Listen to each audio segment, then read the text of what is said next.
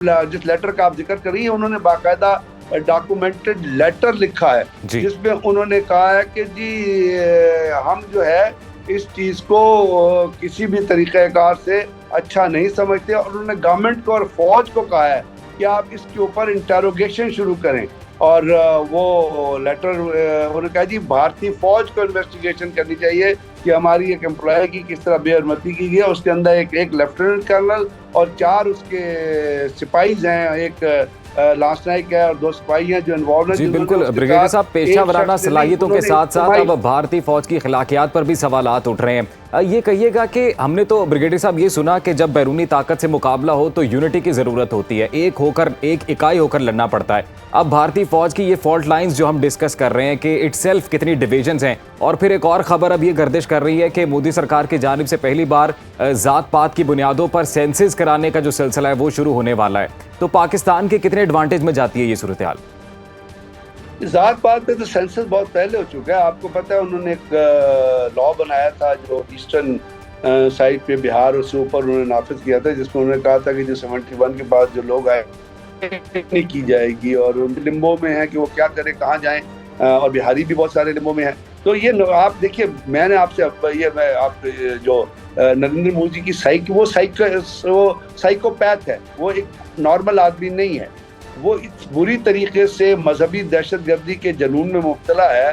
जिस तरह हिटलर को देखा था आपने सेकेंड वर्ल्ड वॉर के बारे में, जो एक मिलिट्री माइंड डेवलप करके उसके अंदर उसने रेस का एक कॉन्सेप्ट लगा के पूरी जर्मन कौम को गुमराह किया था। इसी तरह आज ये शख्स जो है अपनी समझता है कि बहुत बड़ी मिलिट्री माइंड मैंने डेवलप कर ली, उसके अंदर ये हिंदुत्व का, मजहब का जो हेट्रेड है और मजहबी जो दहशतगर्दी है उसको शामिल कर रहा है। ये साइकोपैथ है। आपने अमित शाह का कॉन्डक्ट देखा, आपने बाबू बजरंगी को देखना, आपने मोहन भगवत को देखा जो आरएसएस का चीफ है, उन्होंने क्या बकवास की इंडिया और ब्रिगेडियर साहब ये तो फिर वो आरएसएस वाले तो वो स्वास्तिका साइन को भी यूज करते हैं जो कभी हिटलर की जमात का साइन रहा।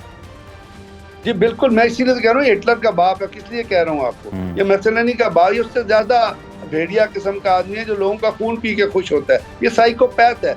यानी आप देखें ना, आरएसएस के जितने वो 34,000 के 33,000 के करीब शाखाज हैं। जो शाखाज का मतलब है जो आरएसएस, उसको वो शाखाज कहते हैं जहाँ पे ट्रेनिंग ये देते हैं। और आपने देखा है वो खाकी रंग की उन्होंने वो शॉर्ट पहनी होती है, सफेद रंग की कमीज पहनी होती है, हाथ में डंडा उठाया होता है, और जो वो ओथ लेते हैं दुनिया में कि मुझे पूरी दुनिया में इस किस्म का ओथ इवन नाजी जर्मनी के दरमियान भी नजर नहीं आया जिसमें वो ये ओथ ले रहे हों कि जी अगर हम खुदा न, जिसमें वो पाकिस्तान का नाम इस्तेमाल करते हैं कि उनके खिलाफ उनके ये ना कर दें तो हमें प्रीचक ना पहचाना जाए, हमें हिंदू ना कहा जाए। इस किस्म की बदजबानी, इस किस्म की पागलपन आप दुनिया में, आज की दुनिया में जब हम डिजिटल वर्ल्ड में रह रहे हैं, आज की दुनिया में कहीं आपने सुना है? मैंने आपको कहा नाजी जर्मनी में भी ये चीज नहीं होती थी। भारत में 50 से ज्यादा इस वक्त लिबरेशन मूवमेंट्स चल रही हैं, उनका दबाव है मोदी सरकार पर यकीनन, और फिर ये पेशा वराना तरबियत की कमी है भारतीय फौज में, जिसकी वजह से हम ये देखते हैं कि भारतीय फौज डिमोरलाइज हुई है। तो आपको क्या लगता है ऐसी इंस्पिरेशन, ऐसी डिमोरलाइजेशन के साथ क्या वो जंग लड़ सकते हैं पाकिस्तान के साथ? जी बहुत बहुत शुक्रिया। पहली बात जो आपने कहा ना, असल में जो प्रेशर किसी हुकूमत के ऊपर होता है वो होता है जो इंटरनल आपकी सिचुएशन होती है। इस किस्म की हालात में जब आप जंग की धमकियां दे रहे हो या जंग की तरफ जाने की कोशिश कर रहे हो या जंग का माहौल पैदा कर रहे हो, और उस जंग के माहौल का तमाम बेसिस जो है वो रिलीजियस एक्सट्रीमिज्म और रिलीजियस हेट्रेड के ऊपर हो, यानी मजहबी मुनाफकत को इस्तेमाल करके, मनाजी मुनाफकत को इस्तेमाल करें, मजहबी दहशतगर्दी को इस्तेमाल करके आप एक जंग का माहौल पैदा कर रहे हैं। जिस तरह अभी नरेंद्र मोदी दुनिया का सबसे बड़ा दहशतगर्द है, तो हिटलर और मुसोलिनी का भी बाप है, उसने ये काम करने की कोशिश की। और उसमें जैसे आपने कहा कि भारत के अंदर न सिर्फ ये कि इंडिपेंडेंस की स्ट्रगल चल रही है, इंसर्जेंसीज चल रही हैं, बल्कि अगर आप ऊपर जाएं माओ एरिया की तरफ तो वहाँ 38 डिस्ट्रिक्ट्स हैं जिनको भारत ने बड़े अरसे से रेड कॉरिडोर जो है वो डिक्लेयर किया हुआ है। अब रेड कॉरिडोर का मतलब ये है कि वहाँ पे जो भी भारतीय फौजी जाता है उसको वो माऊ जो है गोरिल्ले जो है वो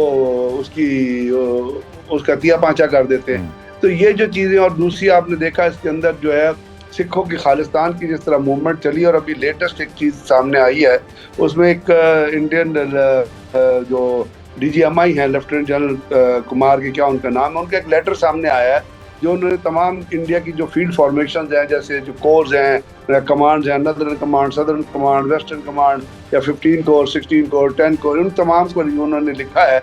और उसका हेडिंग है डिप्लॉयमेंट ऑफ सिख पर्सन और सेंसिटिव ड्यूटीज। तो उसमें उन्होंने कहा कि जो सिख लोग हैं उनको, क्योंकि उनकी एफिलिएशन है सिख फौजियों की, तो उनको सेंसिटिव ड्यूटीज पे डिप्लॉय ना किया जाए और उनकी सेग्रीगेशन की जाए और उनको मतलब फॉरवर्ड पोस्ट पे, सिग्नल यूनिट्स पे, इंटेलिजेंस। अब ये चीज़ है जो ज़्यादा सीरियस है भारत की फौज के अंदर तफरका डालने के लिए। यदि आप एक कम्युनिटी को, और आपको पता है सिखों को by view of the law, constitution of India, सिखों को जब काउंट किया जाता है तो उनकी पॉपुलेशन को सिख के तौर पे काउंट नहीं किया जाता, उनकी पॉपुलेशन को हिंदू के तौर पे काउंट किया जाता है। तो ये चीज़ें। बाकी जहाँ दूसरी आपने सवाल किया, भारत की फौज के अंदर डिसऑर्डर होने का खौफ जाहिर है, मोराल का उस पर असर पड़ता है, कॉम्बैट एफिशिएंसी का असर पड़ता है, अगर आपके अंदर इंटरनली चीज़ हो, उसके बाद आपकी डिप्लॉयमेंट, आपकी जो परफॉर्मेंस है उस पर फ़र्क पड़ता है। लेकिन एक चीज़ मैं ज़रूर कहूँगा, और मुझे वो हमारे उस्तादों ने सिखाई है, और ये फौज में तमाम आर्मी में पढ़ाई, दुश्मन को कभी अंडर एस्टिमेट ना करो, हमेशा कंपैरिजन करो, ताकि आपका थ्रेट परसेप्शन, आपका थ्रेट लेवल और आपका जो रिस्पांस लेवल है वो आप इस तरह डेवलप कर सकें जो दुश्मन की वीकनेसेस के बावजूद उसके को होते हुए उसके ऊपर सबकत ले जाए। लेकिन तो भारत के अंदर जो भारत की आर्मी बहुत बड़ी आर्मी है। सर, अगर हम खबरों की बात करें, जैसा कि आपने कहा कि भारतीय फौज बहुत ही ज़्यादा उनके मसाइल हैं।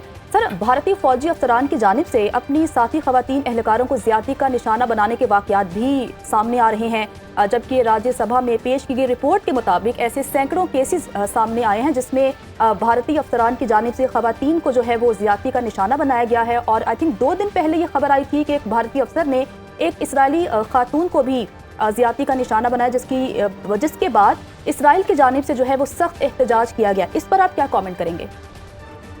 जी, इजराइल की जानिब से एहतजाज के साथ साथ वो मुसैद की औरत है, जो आपको पता है, मैंने ये बहुत अर्से पहले खबर ब्रेक की थी कि जी इजराइल का एक मुसैद का एक एलिगेशन है जिसमें कोई 10 के करीब के 12 के करीब लोग हैं जो इस वक्त पहलगाम हमले से पहले कश्मीर के अंदर मौजूद थे।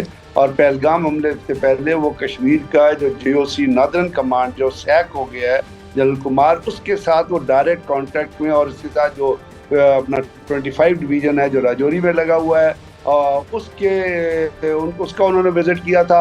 और वो भारतीय फौज को ये एडवाइस देने के लिए आए थे या उनके साथ ये एक्सरसाइज कर रहे थे कि किसी भी सूरत में आपने कश्मीरियों का जेनोसाइड किस तरह करना है जिस तरह हम गजा में करो। इसका इतराफ़ इजरायली एम्बेसडर जो इंडिया में है उसने अपने एक इंटरव्यू में किया था, उसने एक भारतीय चैनल को दिया था कि जिस तरह हम गजा में लोगों को मार रहे हैं इस तरह आप कश्मीर में लोगों को मार रहे हैं। उसकी एक मैनिफेस्टेशन शुरू हो गई है। आपने देखा कश्मीर के अंदर घर घर तलाशी ली जा रही है, किश्तवाड़ के जंगलों में घुसे हुए हैं, वहाँ पे जो है वो लोगों को जो है मारा जा रहा है, वहाँ जो है वो ड्रॉप किया जा रहा है लोगों, वहाँ से बातचीत की जा रही है। तो ये तमाम चीज़ें जो है आहिस्ता आहिस्ता आप की नज़र से गुजर रही होंगी।